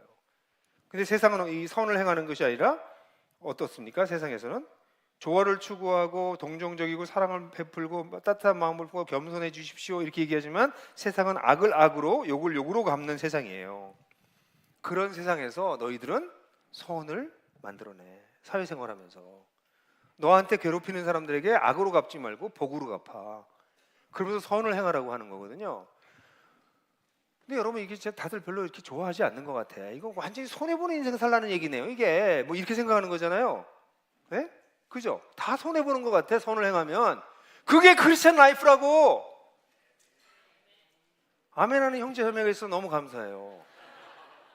크리스천들을 매우 이기적이고 탐욕적인 사람들로 만들어내는 것이 오늘날의 교회인 것 같아요. 우린 손해보는 사람이에요. 선을 위해서. 다른 사람의 이익을 위해서 손해보기로 결심한 사람들이에요. 물론 그게 잘 무조건 손해보는 게 목적이 아니에요. 그 사람을 위해서 손해보는 것이 옳다고 생각할 때 손해보는 것이 손해보는 게 목적이 아니에요. 근데 우리의 목적이 뭐예요? 선을 행하는 게 목적이에요. 그러니까 보십시오. 그럼 이제부터 여러분들이 이 개념을 머릿속에 집어넣고 사셔야 돼. 나는 선을 행하기 위해서 뭘 하고 있었나? 그래서 매일 밤마다 잠자리에 들 때 제가 하는 일은 그건 제 리추얼인데요. 잠자리에 들어서 그날 제가 어떻게 살았나 돌아봐요. 내가 얼마나 선을 행했나 봐요. 그래서 사실은 제가 가계부를 써요. 지출이 많았나 수입이 많았나. 저는 적자 인생 사는 게 맞다고 생각해요.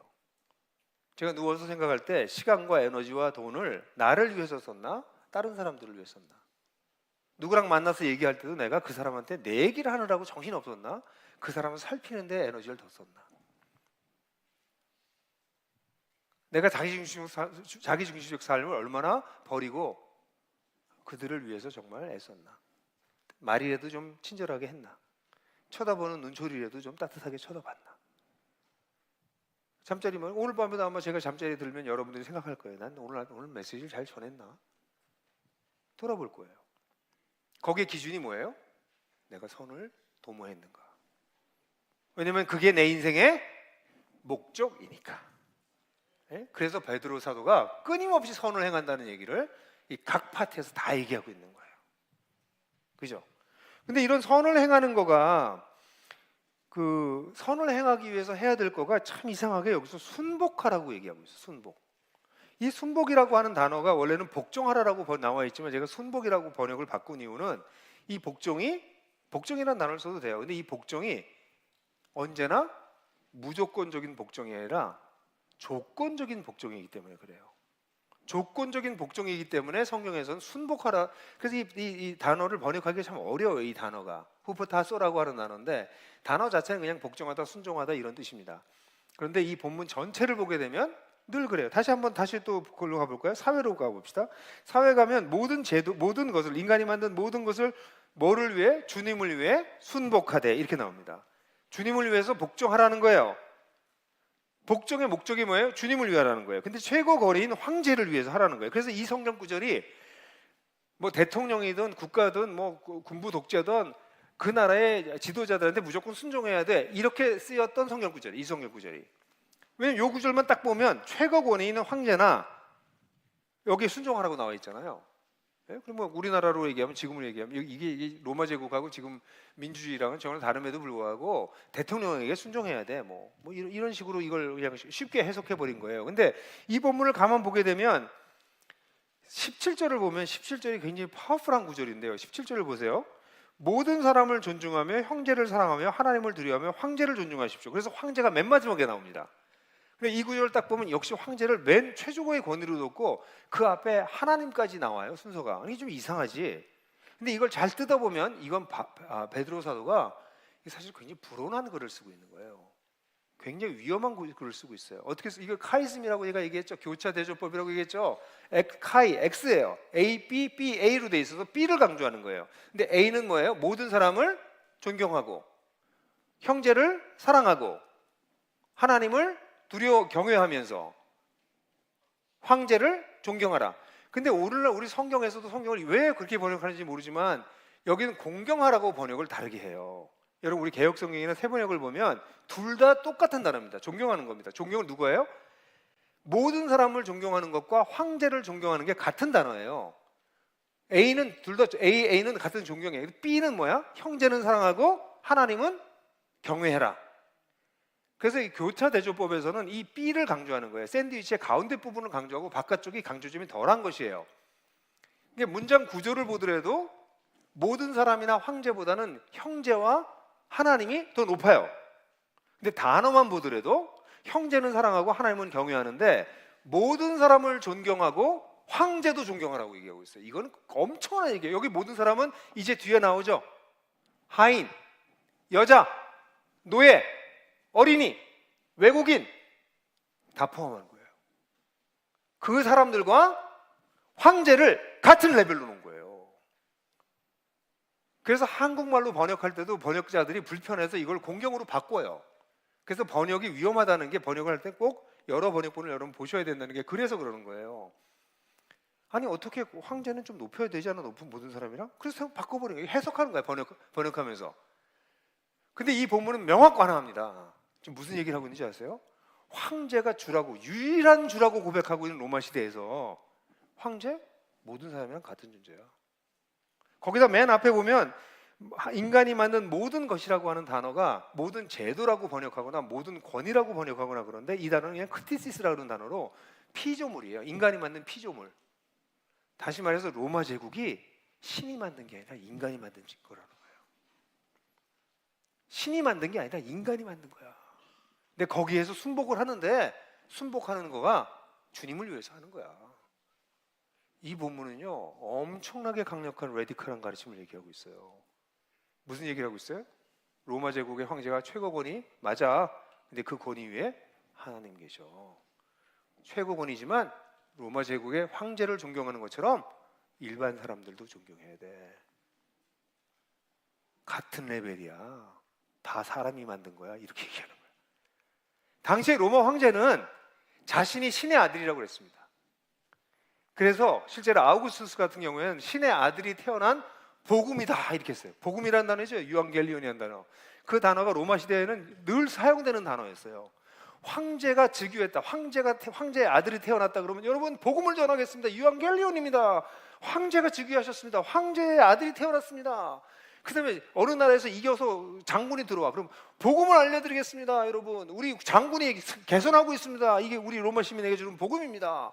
로마 황제가 어느 날 우리 시민들에게 전부 다 하사품을 주겠다 그러면 여러분에게 복음을 전합니다. 황제께서 여러분들에게 뭐 포도주와 이 떡이랑 이런 걸 다 하사하기로 하셨습니다. 이렇게 할 때 복음이에요. 복음은요 정치적인 언어였어요. 그 당시에 모든 사람이 다 아는 단어였어요. 그런데 예수 그리스도가 복음이라고 얘기하는 거예요. 그게 무슨 얘기예요? 웃기지 마. 황제가 해주는 게 무슨 복음이야. 그리스도만이 복음이야. 불온한 사상이야.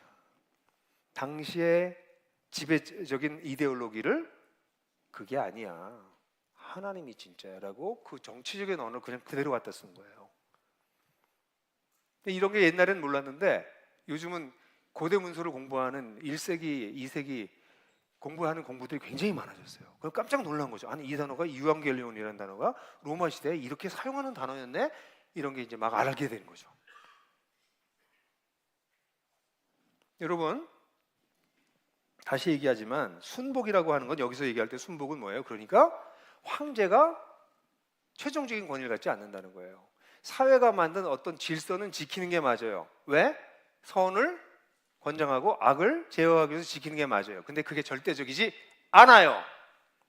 하나님의 뜻에 맞지 않으면, 하나님을 두려워하는 것이 아니면, 그리고 일반적인 사람을 존경하는 것이 아니면 우리는 거기에 대해서 노라고 얘기할 수 있는 거예요. 그거를 간접적으로 얘기하고 있는 거예요. 무조건 순종하라가 아니라 조건적으로 순복한다. 그게 이 부분이 얘기를 하는 거예요. 놀랍죠? 저는 베드로가 어부 맞았나? 어부가 어떻게 이런 생각을 하지? 어부가 참 대단해요. 하여간 참 그게 하나님을 주님을 따라가게 되면 이렇게 평범한 사람이 달라지는 것 같아요. 그 다음에 이 아내들도 맞아요. 이 3장 1절부터 7절을 가지고 가정에서 아내들한테 순복하라고 계속 얘기하거든요. 그죠? 근데 이 내용들 잘 보게 되면 아내들에게 순복하라고 얘기할 때 이 본문을 보십시오. 남편들이 6절 같은 데 보면 남편들이 위협한다고 얘기 나옵니다. 위협. 어떤 위협도 두려워하지 않는다. 이런 얘기는 뭐냐면 당시의 여성들은 남편으로부터 위협당하고 살았어요. 제 설교에도 나오고 책을 보시면 더 자세히 나오는데 그 당시의 여성들은요 정말 여성 차별이 아니고요. 대표적으로 한 마을에 인구조사한 그 기록이 나왔는데 인구조사 기록을 보니까 각 집마다 아들이 서너, 대여섯 있는데 딸이 둘이 있는 집이 300, 400가구 중에서 대여섯 가구밖에 없어요. 딸은 다 하나야. 이상하지 않아요? 실제로 남자 여성의 성비를 하면 로마 전체가 140대 100이었어요. 남자 140에 여자 100. 이상하지 않아요? 그때는 남자가 특별히 많이 태어났나? 남초 현상이 일어났나? 아니 그때는 전쟁이 일어나면 남자들이 주로 많이 죽었거든요. 그런데도 140대 100 막 이렇게 나와요. 왜 그런 줄 아세요? 여아들은 죽였어요. 쓸모가 없다고. 하나 둘 낳고 나서 나머지는 팔았어요. 그게 로마였습니다. 우리는 로마 그러면 로마의 문화와 로마의 철학과 로마의 예술과 이런 걸 얘기할지 모르지만 여성들은 그렇게 살았어요. 그런 얘기는 제가 제 책에 좀 썼으니까 보세요. 그러니까 여성들은 늘 위협을 당하는 존재야. 악이 나타 죽고 태어나서 살아날지 모르고 아기를 가지면 여자애 가지면 낙태시키고 낙태하다 죽고 끔찍한 너무나 불행한 그게 여성이었습니다. 근데 이 여성들에게 그러니까 이런 상황에서 뭐를 하라고 그래요? 아내들이 남편에게 순복하라고.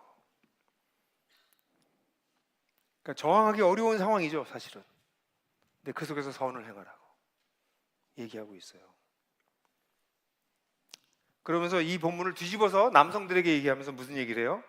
뒤집어서 순복하라는 남편들에게 아내들에게 순복하라고 그러면서 7절에 보면은 이와 같이 더 연약한 그리는 아내를 뭐라고 그래요? 더 연약한 그릇. 무슨 얘기예요? 남성 너도 연약한 존재야. 근데 여성이 조금 더 연약해 육체적으로 볼 때. 그러니까 그 여성과 함께 지식을 따라서 함께 살고 여기 지식을 따라 산다고 할 때 이 지식은 하나님을 아는 지식에 주로 사용되지 사람을 아는 지식에 사용되는 경우는 거의 없습니다. 근데 자기 아내를 잘 아는 것, 이게 소중해. 네 아내는 네 소유물이 아니야. 네 마음대로 할 수 있는 게 아니야. 거기다 더 놀라운 얘기를 해요. 생명의 은혜를 공동 상속할 사람으로 보배롭게 여겨라. 보배롭게 여긴다는 얘기는 하나님이 예수 그리스도를 보배롭게 여겨서 모퉁이 돌로 삼으셨다 할 때 그 보배롭다는 그 단어예요. 근데 아내를 보배롭게 여겨라. 근데 어떤 사람으로? 하나님 나라를 공동 상속할 사람으로. 남편들의 그 얘기를 하는 거예요. 원래 이렇게 하는 게 정상이다. 근데 남편들이 하나님을 믿지 않아서 잔인하고 협박하고 위협하고 성적 놀이개로 너를 사용하고 그런 상황에 처해질 수도 있다. 네가. 근데 그 속에서도 네가 견뎌라. 순복해라. 거기서 딴 방법이 없었어요. 여성들이 딴 방법이 없었어요. 그러니까 이 순복도 조건적 순복을 얘기를 하는 거예요. 그걸 피할 수 있다면 피해라. 왜냐면 너는 존귀한 존재이기 때문에. 너는 성적인 놀이개도 아니고 애 낳는 기계도 아니고 물품도 아니고 재산도 아니고 하나님 나라를 공동 상속할 사람이야. 근데 세상이 이렇게 망가져 있으니 이런 세상 속에서 네가 누군지를 알고 그렇지만 이 제한적인 것 상황에서 순복해라. 이렇게 얘기를 하는 거예요. 그러니까 성경이 얘기하고 있는 거는 이거 참 여러분 뭐라고 얘기해 주겠어요? 이런 상황에서 야, 너 집 뛰쳐나와? 그럴 거예요? 그럼 죽어요. 예, 그런 사회예요. 여성이 그렇게 대우받는 세상이에요. 네가 순복할 수밖에 없다는 거 안다. 그러나 너는 다른 존재다. 그리고 크리스천 남편들에게 아내들을 이렇게 대하세요. 세상과 다르게 대하세요. 라고 얘기하고 있는 거예요. 네. 그래서 이 성경에서 순복이라고 이 복종하라고 하는 단어를 늘 한국의 교회 내에서는 이 기득권 세력이 이 본문을 이용합니다. 나한테 순복해. 남편이 아내한테 순복하라고 그러고 불의한 정권에 순복하라고 그러고 거기 목사들이 가서 기도하면서 순복해야 된다고 얘기하고 뭐 이런 거예요. 늘 이렇게 사용됐어요. 근데 성경을 보면 뭐라고 나와 있어요? 조건적이에요. 근데 이 순복이라고 하는 거에서 굉장히 그렇지만 중요해요. 왜냐면 우리는 권위를 인정하는 사람들이에요. 그래서 그래서 이 순복이라고 하는 단어가 중요한 이유는 우리가 살고 있는 세상은 완전하지 않기 때문에 어떤 부분에 있어서는 이게 정확하게 선도 악도 아닐 때가 많아요. 그럴 때 권위 구조를 인정하라고도 표현할 수 있어요. 그래서 이 순복하라는 단어를 NRSV인가 여기서는 admit the authority of 누구누구의 권위를 인정하라라고 풀어서 번역했어요. 이게 submit이라고 하는 단어가 너무 강력하니까 풀어서 번역할 때 누구누구의 권위를 인정해라 이렇게 번역했는데 그건 그래서 그렇습니다. 권위 구조가 있다는 것을 알고 그 권위 구조에 따라 살아라 이런 얘기입니다. 그래서 순복하라고 하는 단어가 두 번째. 그러니까 우리는 그리스도인들은 자유하다기 때문에 자유하다고 그래가지고 마음대로 사는 사람들이 아닙니다. 우리는 기존의 질서를 인정합니다. 군에서 이거는 순복하는 건 여러분들 오히려 잘하실 것 같아. 약간 무조건적인 순복을 여러분들은 더 많이 배우신 것 같아요. 제가 딴 데 가서 설교하면 이 설교보다 순복하는 걸 더 많이 얘기할 거예요. 워낙 안 하니까. 다 지멋대로 하려고 하기 때문에 그 얘기를 많이 할 텐데 여러분들한테 제가 조건적인 순복이라고 하는 거 조건적에서 더 많이 강조한 거는 여러분들은 순복하는 것이 익숙한 분들이에요. 그건 굉장히 좋은 거예요. 그래서 충성심이 여러분들한테 있는 거예요. 근데 이거는 잘못 사용하면 맹종이 돼요. blind submission. 장님이 돼버리는 거예요. 기독교는 장님이 되라고 얘기하지 않습니다. 그러니까 여러분들이 잘 분별하셔야 돼요. 오케이? 네. 그리고 뭐 매 맞는 남편 아내들한테 가서 순종해 아내한테 뭐 그따위 소리 하지 마세요. 네? 그런 거 순종이 아니에요. 그런 거. 오케이? 그건 잘못된 것입니다. 그리고 난 다음에 이렇게 순복하기 때문에 순복하는데도 불구하고 무슨 일이 벌어져요? 고난이 끊임없이 와요. 그 고난을 피하지 않아야 됩니다. 이 속에서. 저는 이 부분이 여러분들 우리가 배워야 될 아주 중요한 어려운 부분이지만 배워야 될 부분이라고 생각을 해요. 그 맨 앞에 이 제도에 우리가 순복할 때 황제를 존중하십시오 이렇게 나왔잖아요. 네? 황제를 존중하십시오. 리스펙트 하라는 거예요, 황제를. 근데 황제를 존중하지 않으면 어떤 일이 벌어질까요? 고난이 와요. 그래서 초대교회 성도들이 황제를 존중하지 않는다는 이유 때문에 고난을 실제로 받습니다. 그래서 이 존중하라고 하는 단어 속에는 너희가 로마 제국에서 고난을 앞으로 받게 될 거라고 하는 것을 베드로 사도가 이게 미리 안 것 같아요. 이때는 이 핍박이 전 세계적으로 일어나지 않고 국지적으로 부분적으로 있었을 때였어요. 그래서 황제로부터 이 고난을 받을 거라고 생각하지 않았지만 이 편지가 60년대 중반에 쓰여졌을 걸로 보여지는데 4, 5년 후에 네로가 롬에 불을 붙이고 이게 기독교인이 한다고 그러고선 기독교인들을 핍박했거든요. 로마에서. 그 사건이 일어나기 한 5, 6년 전에 쓰여진 책이에요. 이게. 그러니까 베드로 사도가 약간 예언하는 그런 약간 예언적 예지를 가지고 이런 얘기를 한 게 아닌가 싶은데, 그냥 우리가 세상에서 힘을 가지고 있는 자들을 그냥 존중하면 공격당합니다. 그 사람들과 그 힘을 가진 존재와 일반의 하층인을 우리가 볼 때 같은 레벨이라고 얘기하면 공격당합니다. 고난을 무서워하지 말라는 겁니다. 고난을 두려워하지 말라는 것이죠. 하인들에게도 그렇게 해요. 부당하게 고난을 당한다 이렇게 얘기하고 있어요. 이게 우리 직장에서 많이 경험하는 이거 부당해. 부당하게 고난을 당하는 일들이 있다는 거예요. 그 부당하게 고난을 당하는 게 깨진 세상의 특징이에요. 그런 고난을 당할 때 그걸 이상하게 생각하지 말라는 것이죠. 아내들에게도 어떤 위협도 실제 위협을 당하고 살거든요, 여자들이. 그러니까 선을 행한다고 그래가지고, 그리고 우리 나중에 뒷부분에 8절, 11절, 12절 보게 되면 누가 여러분을 해치겠습니까? 이렇게 얘기했는데 무슨 얘기냐면 해치는 사람들이 있다는 얘기예요. 그들이 두렵게 하는 것을 두려워하지 말고 두렵게 하는 거예요, 세상 사람들이. 여러분, 크리스천한테 필요한 게 쫄지 맙니다. 우리 쫄지 말아야 돼요, 세상에서. 선을 행하다가 어려움을 겪게 돼, 어려운 일들이 생길 때 어려운 일들이 생기는 것을 이상하게 여기지 말고 오히려 올 게 오는구나 라고 생각하는 게 기독교라고 얘기하고 있어요.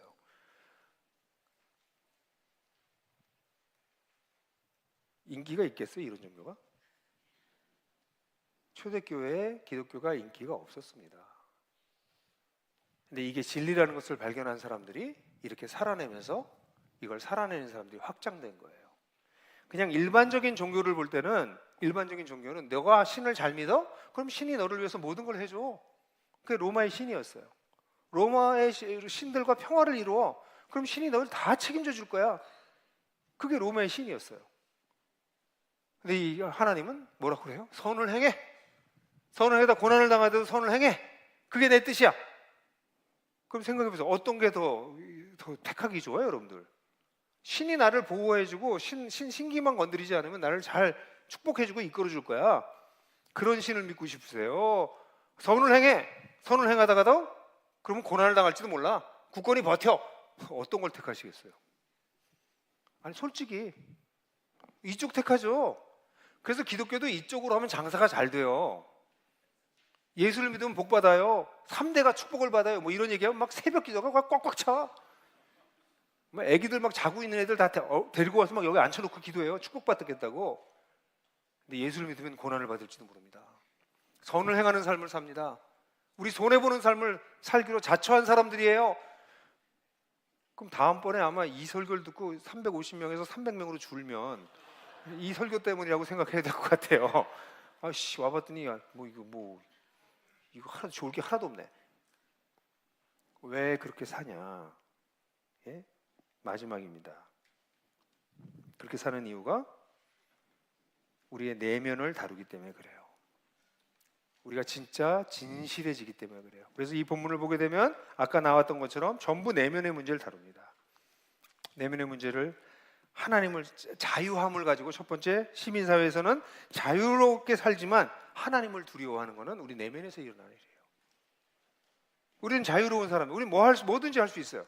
근데 하나님을 두려워하는 것이 우리의 가장, 아까도 얘기했었죠? 하나님 눈치 보는 거. 그게 내면에서 일어나는 가장 중요한 중심 가치가 되는 것이죠. 하인들도 고난을 당하지만 하나님을 향한 양심으로 슬픔을 참으면, 이거 어디서 일어나는 거예요? 우리 내면에서 일어나는 거예요. 이게 또 내면에서 일어나는 일이죠. 또 아내들에게 얘기할 때는 외적으로, 그러니까 그 당시에는 남편을 만족시켜줘야 되기 때문에 막, 지금도 그런데 여기 보면 외적인 것, 즉 머리 꾸밈과 금치장과 아름다운 옷을 하지 말고, 3절에 보면 이 세 가지 나오죠. 이거 어쩌면 이렇게 2000년 지나도 똑같아요. 예? 이게 뭐예요? 머리 스타일, 그 다음에 장신구, 그 다음에 패션. 이 여성 동지 여러분, 여긴 별로 신경들을 안 쓰시네요. 아주 수수하고 참 좋습니다. 근데 대부분의 사람들은 이 세 가지, 머리하고 장신구하고 새로운 옷, 패션 옷 입고, 그렇게 하는 이유가 남편들의 마음을 뺏기지 않으려고. 근데 그걸로 너를 단정하지 말고, 외면을 단정하지 말고 뭐 하라고요? 놀랍게도 너의 마음에 숨어 있는 사람을 온유와 고요한 심령과 썩지 않는 걸로 해라. 온유한 마음, 썩지 않는 것. 우리 유산을 닮은 것이죠, 그죠? 우리의 심령을 고요하게, 그렇게 해라. 그걸로 단장해라. 그렇게 얘기하고 있어요. 근데 이거는 남자에게도 동일해요. 이와 같이 이렇게 나왔잖아요. 오늘날도요, 요즘 남자들이 생각 외로, 와우, 화장도 하던데 요즘. 그랬더니 저한테 한 친구가 와서, 목사님은 안 하세요? 그러더라고. 화장, 요즘 형제들이, 남자들이 화장도 하고요, 막 남자들도 막 성형하고. 이제는 오늘날 시대가 외적인 것을 가꾸는 게 너무 많아졌어요. 그죠? 내면은 없어요. 남자들도 내면의 세계가 여기 나와 있는 것처럼 어때요? 내면의 세계가 온유한 마음, 고요한 마음, 썩지 않는 것, 이런 걸로 남자들도 내면을 가꿔야 됩니다. 근데 일반적으로 이제 군인들은 특별히 외적인 퍼포먼스가 더 중요할지 모르지만, 외적인 퍼포먼스는 내면의 힘에서 나와요.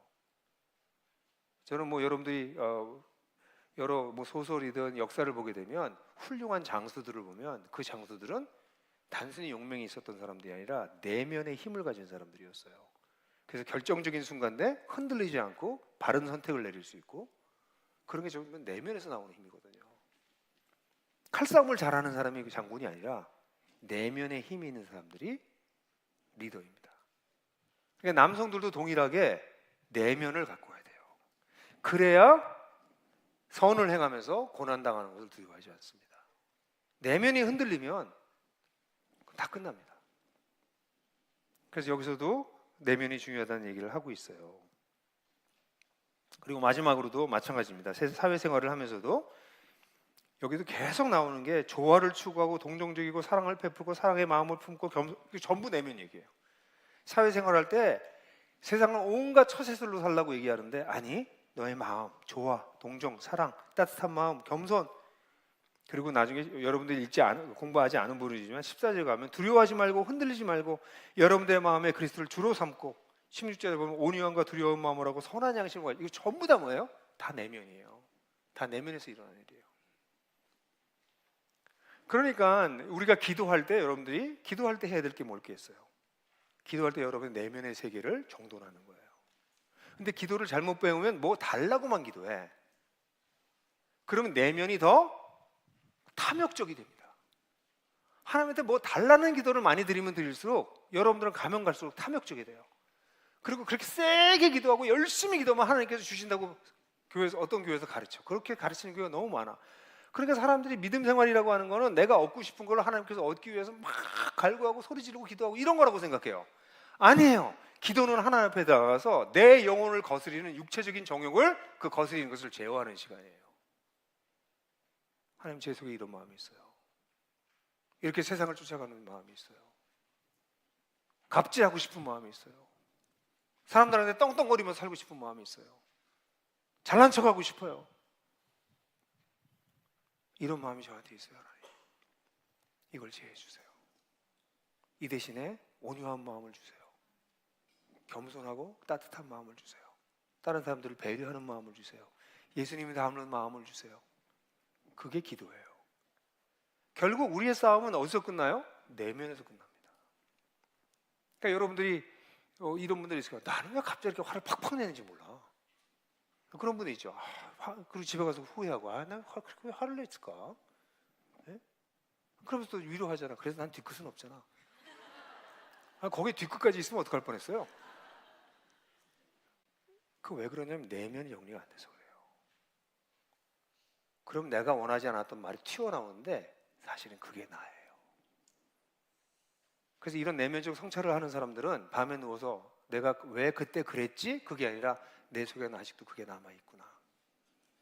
그걸 보는 사람들이에요. 왜 그때 내가 그렇게 말했지? 내가 잘난 척하고 싶어 하는구나. 내가 왜 그때 그렇게 행동했지? 내가 사람들에게 인정받고 싶어 하는 마음이 아직도 이렇게 크네. 그 내면이 변하는 거죠. 사랑하는 형제자매 여러분, 선명한 신앙생활을, 사회생활을 하고 싶으시면 이 네 가지를 잘 살아내시면 돼요. 뭐라고요? 우리 삶의 모든 영역에서 첫 번째, 선을 행하는 것, 순복하는 것, 고난을 피하지 않는 것, 내면을 다루는 일을 꾸준하게 해나가시면 결론적으로 어떤 일이 벌어지는지 아세요? 열매가 나오는데요. 그건 선한 영향력입니다. 보세요. 2장 17절에서 13절, 17절까지 다시 한번 또 보게 되면 모든 사람을 존중하는 삶을 살기 시작해요. 영향력이 나오는 거예요. 여성을 존중하고 노예를 존중하는 삶을 살기 시작하는 거예요. 그럼 어떤 일이 벌어질까요? 사람들이 당신은 어떤 종교를 가지고 있어서 이렇게 다른 종류의 삶을 삽니까? 선한 영향력이 나오는 거죠. 또 종들이 부당하게 고난을 당하면서도 참고 견딜 때 그것이 은혜고 하나님 앞에 은혜다라고 표현하고 있어요. 아주 못된 상사도 견고한 직원들을 보면 도전받아요. 견디는 것이죠. 선한 영향력이 거꾸로 올라가죠. 근데 사실 갑질을 하고 있는 위의 상사들은 잘 안 올라가요. 쉽진 않습니다. 제가 보기에는 갑질을 하는 사람들은 정말 악한 사람들이고 망가진 사람들이어서 선한 것을 보고도 선한 것인지 잘 모를 가능성이 많아요. 그러나 그렇게 계속할 때 그게 뭐라고요? 하나님 앞에서 은혜라고 얘기하고 있습니다. 거기다 아내들에게 얘기합니다. 그 어떤 이들은 그 말을 믿지 않을지라도 말 없는 아내의 행실로 말미암아 구원을 얻게 된대요.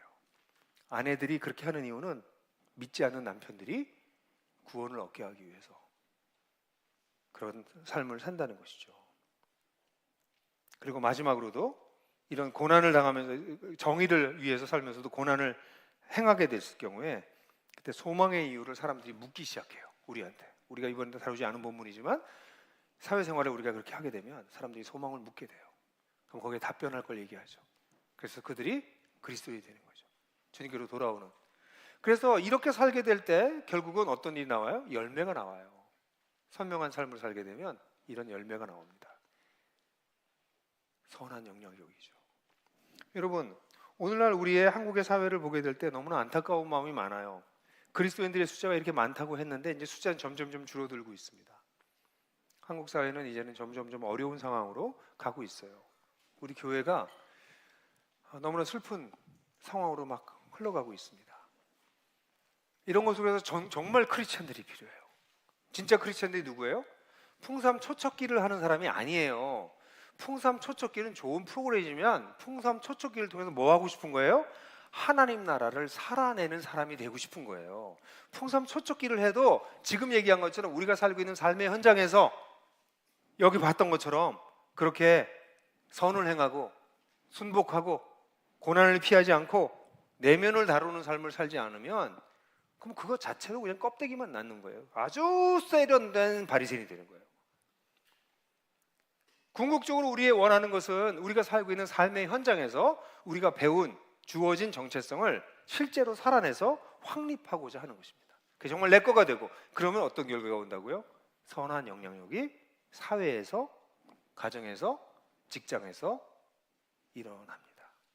그게 우리 주님께서 원하시는 것이죠. 저는 매일 오늘 설교를 시작할 때 처음에 그 얘기를 했죠. 뿌리가 얕으면 넘어간다고.